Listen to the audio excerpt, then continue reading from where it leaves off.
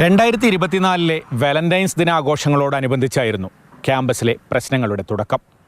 ആഘോഷങ്ങൾ കഴിഞ്ഞ തിരുവനന്തപുരത്തെ വീട്ടിലേക്ക് പോയ സിദ്ധാർത്ഥിനെ സുഹൃത്തുക്കൾ പാതി വഴിയിൽ വെച്ച് തിരികെ വിളിച്ചു. ഫെബ്രുവരി 16 രാവിലെ ക്യാമ്പസിലെത്തിയ സിദ്ധാർത്ഥിനെ ഹോസ്റ്റൽ മുറിയിൽ പ്രതികൾ പൂട്ടിയിട്ടു. മറ്റൊരിടത്തേക്കും പോകാൻ അനുവദിച്ചില്ല.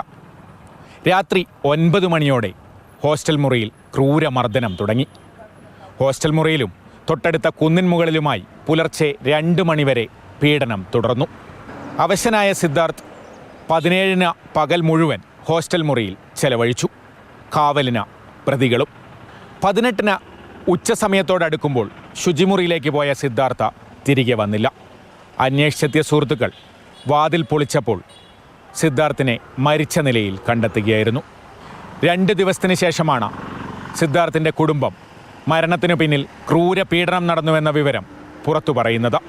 സുഹൃത്തുക്കളിൽ നിന്ന് ലഭിച്ച വിവരം രക്ഷിതാക്കൾ പുറത്തു പറഞ്ഞതോടെ സംഭവം വലിയ വിവാദമായി.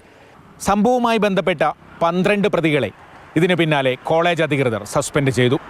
സസ്പെൻഷനിലായവരിൽ SFI യൂണിറ്റ് സെക്രട്ടറിയും കോളേജ് യൂണിയൻ പ്രസിഡന്റും ഉൾപ്പെട്ടിരുന്നു.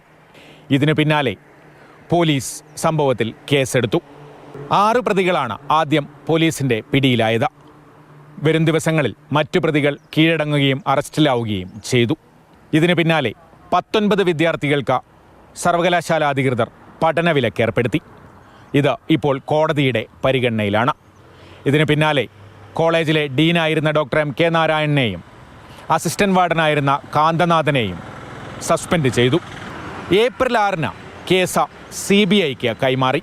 CBI കുറ്റപത്രം സമർപ്പിച്ച കേസിൽ ഇപ്പോൾ വിചാരണ നടപടികൾക്കായി കാത്തിരിക്കുകയാണ്.